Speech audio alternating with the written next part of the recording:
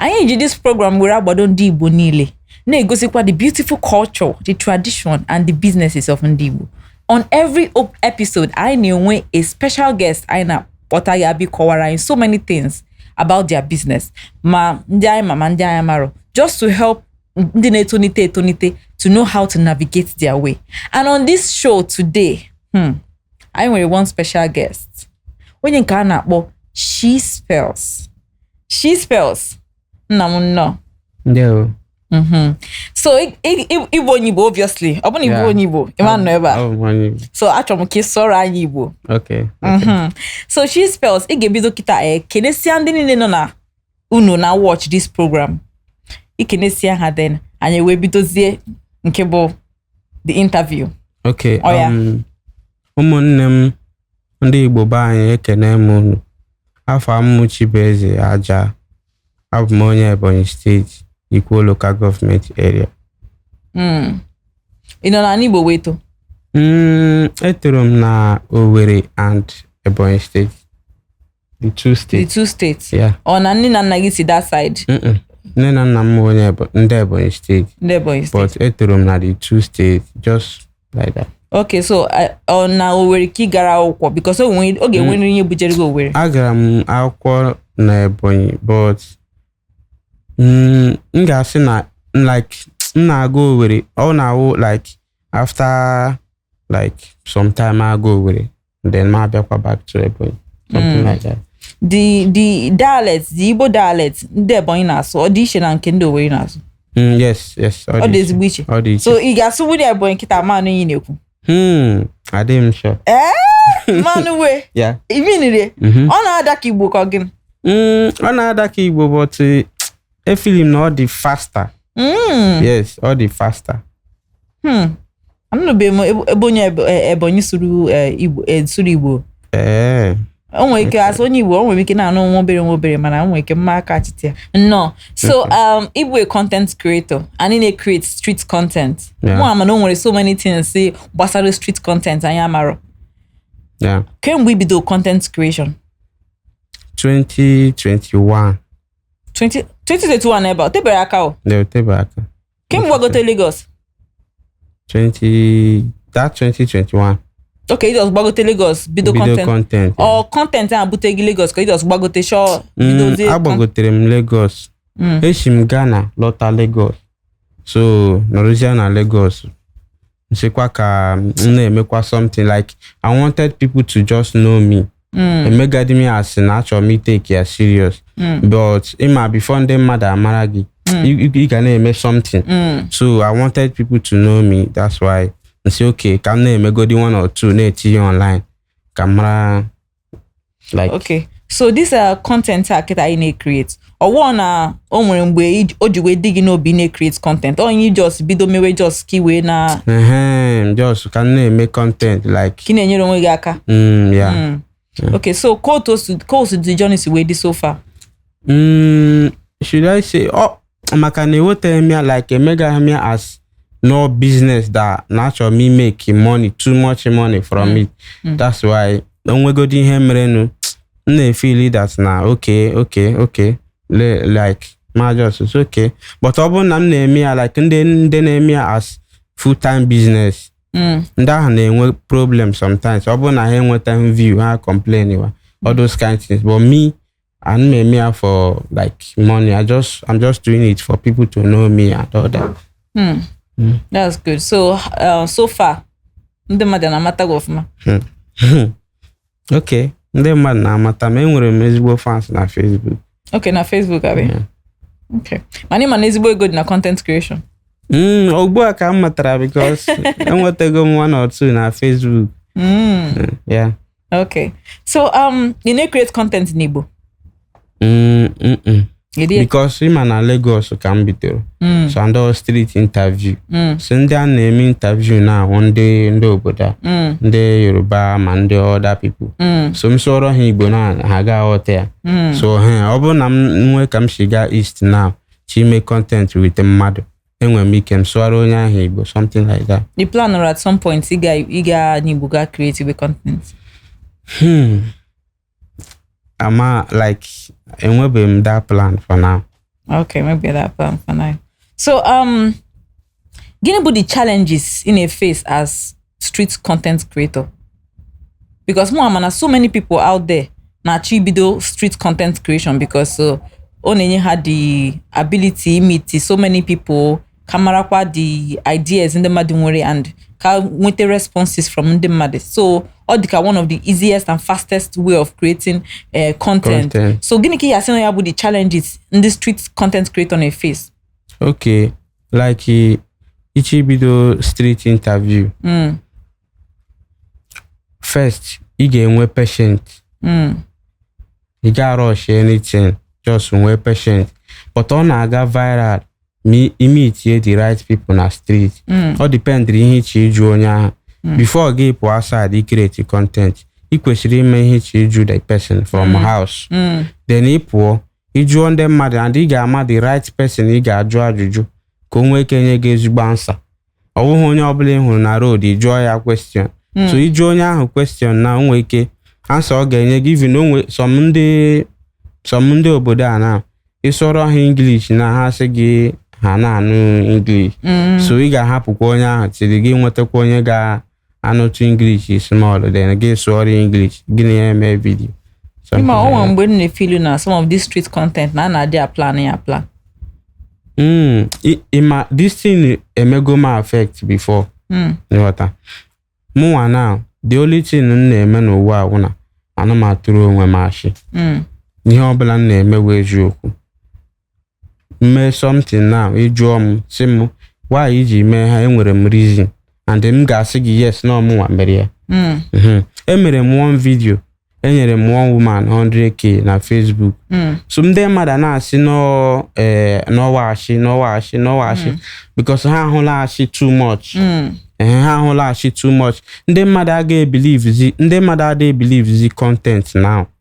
Inye mmadụ like let's say na ijuru mmadụ ajụjụ na gị na onye ahụ eme ihe dịka mgbe inweta ihe dị otu a menye gị ego ole dị otu a so onye ahụ nweta the tin inye ya dị ego ndị mmadụ asị n'ọwashi na inye ya ego ahụ n'eziokwu na ị narị ya dị ego ịghọta n'azụ because na ha ahụ ya too much but in that situation ihe ị ga-emewo just gba nkịtị ndị mmadụ na comment na-eme gị nso just gba nkịtị na-eme ya tin ndị mmadụ ga-ekwuriri something.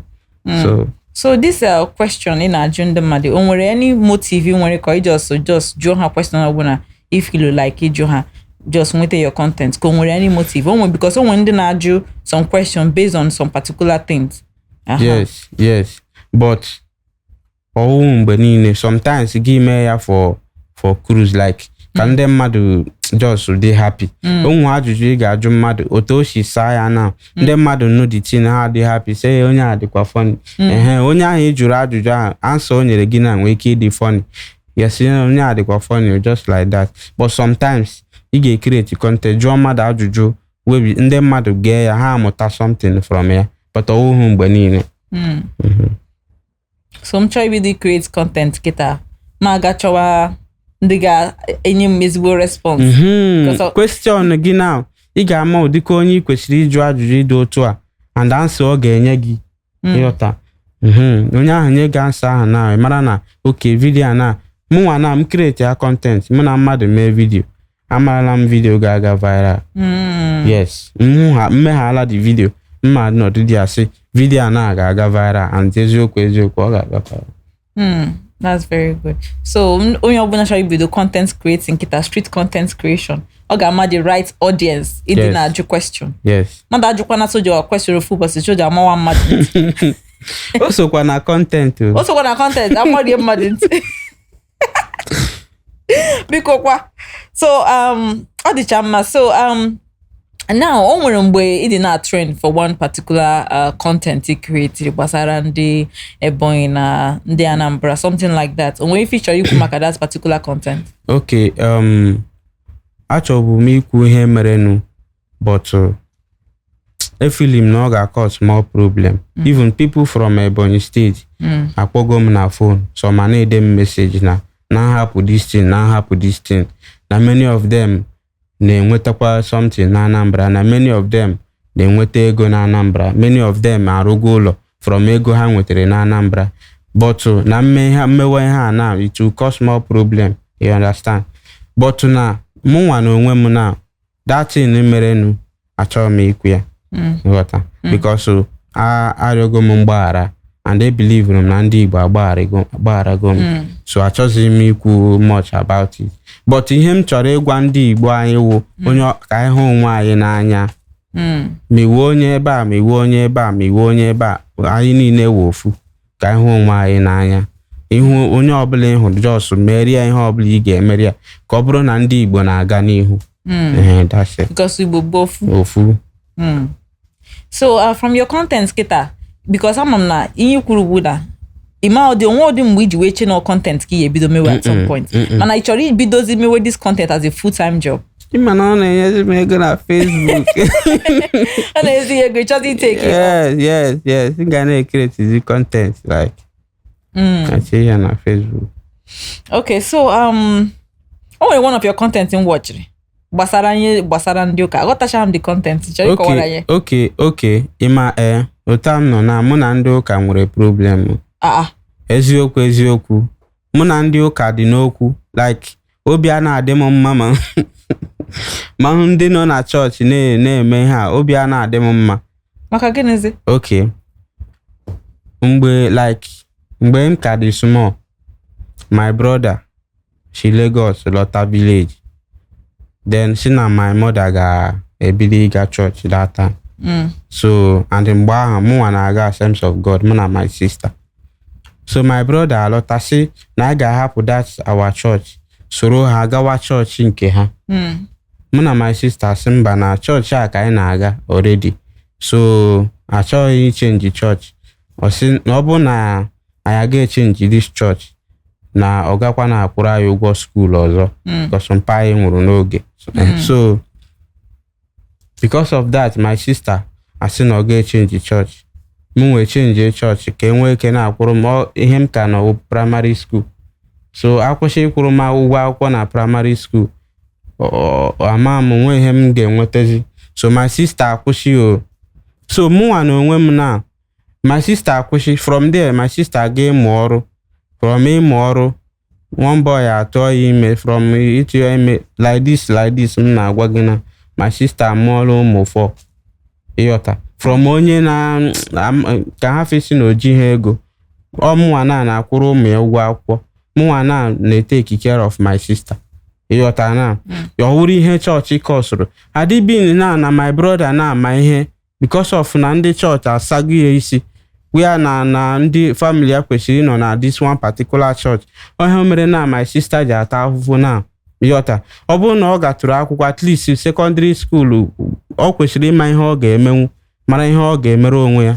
So ihe ahụ mere nji alike m church, alike and enwee m ike ịga kata like this bata na church. So ị na-aga church kita? Mba kama ana m aga church. Ka ezi otu isi ekpere Chukwu ka ị nwere Chukwu nke gị? Ịhụrụ ama m na Chukwu enwere ihe bụ Chukwu kere mụnwa and nchọ ikpere Chukwu me need ha mmadụ. Nchọ ikpere Chukwu na-ama ekpere nchọ nọdịghị a na masị Chineke kere m gị ka m na-akpọ na biko lekwe ihe m nidiri, biko mere m ihe dị otu a, mee ihe dị bad masị Chukwu emere m ihe ọjọọ gbaghara m, ọgwụla onweghị n'idi m ịbịa gawa chọọchị ga na-akụ aka ga na-eme ihe dị iche iche before Chukwu masị aza m ekpere. So that is it. Mana amụrụ gị na Catholic ọkwa ya? Mba. Amụrụ gị na Catholic? Mba. Chọọchị amụrụ gị na ya? Amụrụ m na chọọchị. Amụrụ gị na chọọchị? So onwe project ọ bụla ị na-eme n'ala Igbo kịta? Egogo m ala n'Owerri. But for now m ka na-eche ka ihe ga-adị mma, ihe wu mme ya dị o benefit a lot of people.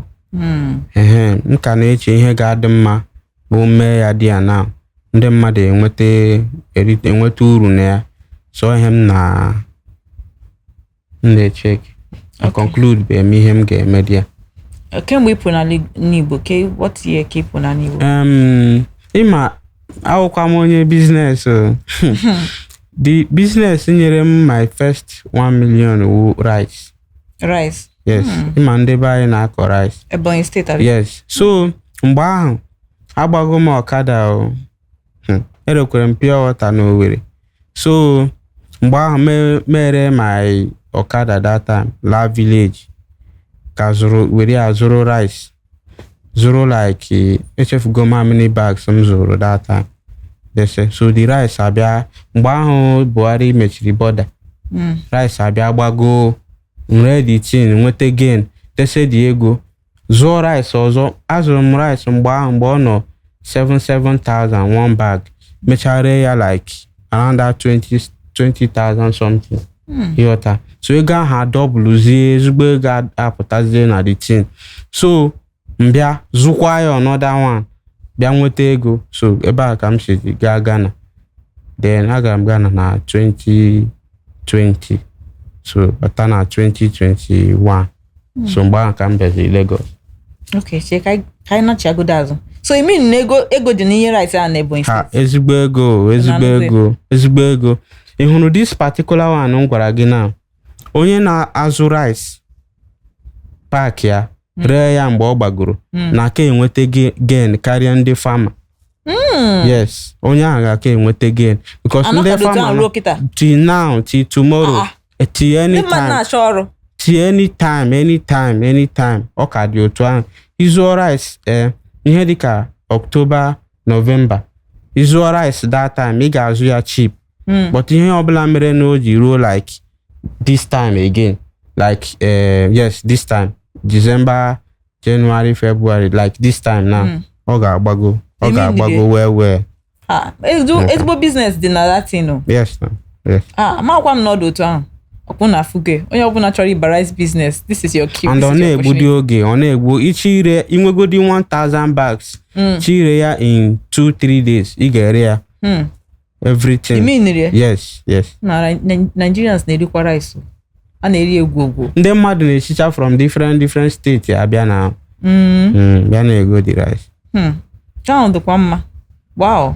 So ọ bụ a business ga-advise will anybody? Onye ọbụla nwere ike ime ya. Just inwe onye ị ga-trust nwụdị ya. Just ga-adị ya zụọ the rice. Don't worry. Pack ya a ga-egosi gị ebe ị ga-pack ya. Mgbe ọbụla o ji ruo even ha ga-akpọ gị na phone si gị na bịa ree rice gị now. Ị ga-adị ya ga ree the rice were ego gị. That's very good. So back to your content creation. So gịnị ka ya agwa ndị mmadụ like ndị na-eto as in like a motivation ị ga-enye ha gbasara street content creation? Ihe m ga-ekwu about content creation wụ na onye ọbụla now onye ọbụla kwesịrị na-eme 1 or 2 online because ọ na-akwụzi ụgwọ even ma anywhere ma na TikTok ma na everything. Even if onwegodo ọrụ ị na-arụ na-enye gị ego just mewe something online ọrụ gị ahụ inwe ike turn ya to content. Ihe ahụ ị na-eme that time inwe ike irute maybe na ị na-arụ n'ọfịs irute ọfịs si nekwe ihe mere n'ọfịs taa nekwe time m ji rie nri n'ọfịs taa nekwe ihe mere m taa nekwe otu m si mee ya tinye ya na TikTok. With time ndị mmadụ abịa na-efollow your lifestyle before you know it monetize ya na-enweta ego na ya. So onye ọbụla mewe anything online mewe anything mewe anything online. Hey Chineke onye ọbụla atọzi bụrụzie content creator. Because mụnwa na ana m watch content ndị ọzọ nwee content. So meaning na nwee content na aga m watch nke ndị ọzọ. M na watch ndị ọzọ every other person. Makwa ndị na-etolite enwere m like some people na-emekwa content maybe say mbịakwa na Facebook ma help ha comment ya because comment na-push video. So help kwa ha na comment help kwa ha like that. So ka everything na-agbagote because onye adị mma ọ ihe ọma ka ọ. So onye ọbụla mewe anything online as long as na ị mere the thing ị dị happy. After ka ị mere the thing ọ dị gị na ọ dị mma put am online no worry. Abi? Yes. Okay, so content creation na Igbo. Onwe ife you chọrọ ikwu about it? Ịma na onwe one thing m like about ndị Igbo. Ndị Igbo na like business. And ha na like ebe ego dị. Ịghọta. Ifu ndị Igbo na-eme content now. Many of them adịghị that popular but na ha nwere ego.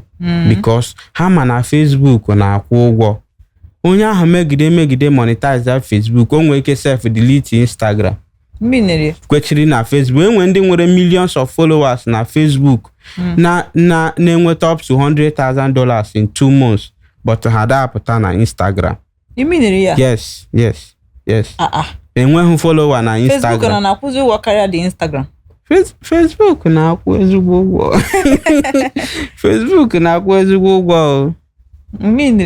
No be play. Facebook na-akwụ ụgwọ. Amụtago m ihe na ihe gbasara content creation taa. So mmadụ na-egbu oge na Instagram, ha na-egwekwa ya na Facebook. Facebook. Okay, okwe mana Untouchable na Flower Boy. Mụ na ha like the close that 2021, 2022. But ha bịara hapụ Instagram. Focus on na Facebook. So mgbe ahụ Facebook ha bịa dị monetize mgbe ahụ. Ebido na-eme content back to back.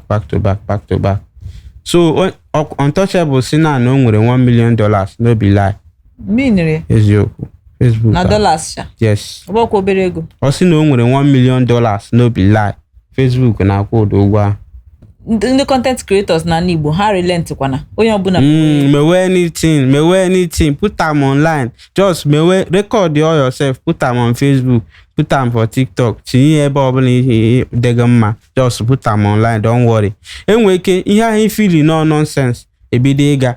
And another thing, mmadụ kparịa gị na video. Na imere video post mmadụ abịa drop or comment. You need to be happy. Ihe ga-eji adị happy wụ na onye ahụ dropụrụ hate comment ahụla na imega ihe ọ na-aga emenwu yọta. Just mewe that thing, mewe ya ka ọ fụọ ya ụfụ. Onye ahụ your fan. Like before mother drop or hate comment or ma onye ewu. So mewe that thing ka ọ fụọ ya ụfụ. Ọ fụgide ya ụfụ. One day ọ ga-comment ihe dị mma. So emekwala ma ahụ gị shake ya maka na mmadụ commentiri ihe na-adị mma na video gị. Mewe video. Drop one more something no ga for years wolf no. Hey Chineke. Actually no nwere good content na bad content. Ihe ọbụla dị good to others, enwere ndị ọ na-adị bad to. Yota. Like akwụkwọ anọ here now. Ọ bụrụ na onye ọbụla like ya, one person ga-asị gị no be ọwụ dịka nke ka m na like. Yota. Mewe that thing. Ọ bụrụ na o nwere 1 or 2 people si na ha like ya. Mewe the thing. Some people hate ya, don't worry. Mewe the thing. Mewe your thing. Na-emekwala na ha onye asị na ihe a na-eme adịghị mma. Edishon na m ga-ahapụ ihe mba. Mewe ya. As long as na enwere ndị na-abịa ekwu maka ya. Mewe the thing. Ọ dị mma. Yes. Okay.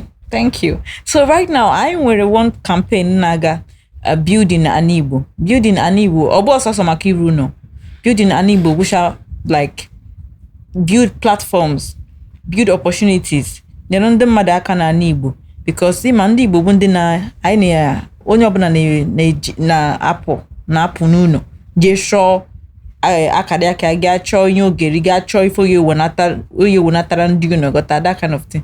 So onye ọbụla ị nwere ike je na village kita onwe onye ga-afụ na village onye mmadụ nọ na city na hustle o nwere ike orukwa ọnwa December mmadụ ya natakwa. So but now I noticed na the thing na-eme ndị Igbo affect because onye ọbụla na-ejewasizi ụfọdụ na-echefuzi build an Igbo in such a way that na ndị nọ na ya dịka ndị na-apụbe an Igbo ya for opportunity iji wee thrive in whatever thing ha na-eme. So anyị na-eme campaign of building an Igbo. Inwe ịchọ build platform ga-enyere ndị na-eti egwu, ndị na-enyere ndị na-akwa akwa, ndị na-enyere ndị nye ọbụla you understand, just build an opportunity for ndị Igbo. So anyị na-use the voices of ndị ọbụla nwere a lot of followers and ndị ọbụla nwere a lot of people na-eneru anya ebe ha nọ iji wee gwa ndị mmadụ like this campaign is for you people.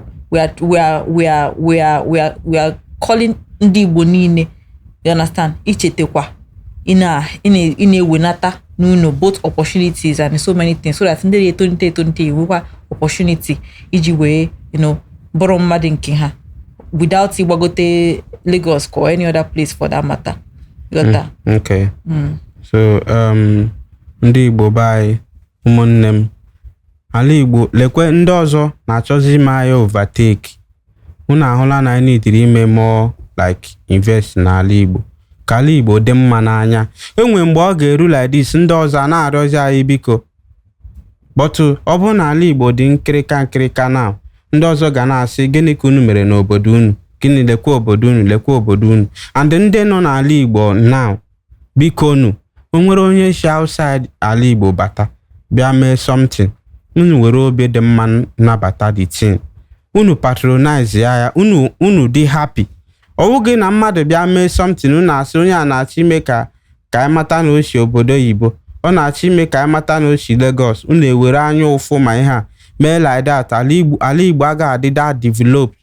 But ọ bụrụ na unu mee ya accept dị happy, more people ga-achọ ime invest. Ịghọta ihe m na-ekwu na because this thing mere mụ na enwere mgbe m gara go ala one place like that, so the person nọ dị a m nyere the thing si ya ngwa gaa na-akọ ugbo dị for now chile mgbe m ji chọọ ịrụ anything dị a. So before you know it, onye ahụ ebido ime anya ụfụ na m goro this thing na ụmụ ya enwebe nke ha goro, all those kind things. So now ọ na-achị discourage m nwa na m arụkwala ihe dị a na o nwere ike ime ihe ọjọọ. Ịghọta. So ndị nọ n'ala Igbo biko unu mee ihe ndị mmadụ mere n'ala Igbo appreciate ka ndị ọzọ nwee ike bata. Many ndị Igbo na-ji ego but ụjọ. Ịghọta. Ihe na-emenụ biko unu mee ya accept, mee ya appreciate like ihe webatara n'ala Igbo ka mụọ ndị mmadụ batakwa webatakwa things. Then ndị Igbo unu atụsụla ụjọ, unu webata things ka ala Igbo anyị dị mma, because ala Igbo anyị nwere ka ọ ga-esi adị na onye ọbụla ichi ime content anything ichi ime n'ọdịnala Igbo na-eme your thing. So ọwụ must na ị ga-anọ na Lagos. So that's it. No, thank you very, very much. Thank you. I really enjoyed this interview. At least equally close with the nobi. Yeah. So na finally biko try to build in the east. Kai come 1920 we for opportunity. Yeah. Anyị ọbụla gbasara anya ọfụ and anyị na-efeel na anyị adịrọ enough or na anyị need other people iji wee mee nke anyị wee dị mma. Ọtọkwa otu ahụ. I bido kita build our own before you marry na-emene anyị Igbo akwụdo ihe ọbụla ị chọrọ ime n'ọdịnala Igbo na-emesi ike na-eme nke bụ ana anụ afa gị everywhere. So biko ka anyị continue on a building in the east, and this will bring us to the end of this show. Thank you very much, Chispells. Thank you. So Asim, I would have loved to have you on this show again because I like the name Kwobi ha like Kwobi akwupụta otosi we dị ha n'obi. Ihe mere n'owo m ga-abịaghachi mgbe m ga-agwa gị like my story otu m si like gba ọkada re pure water ugboro ole m hiri outside n'Owerri, otu m si ga Abuja, things all those things m ga-abịaghachi. Yes. Thank you very much. All right. So on another episode of Voice of the East, I'll be expecting you people to sit with us next time. Thank you very much for watching.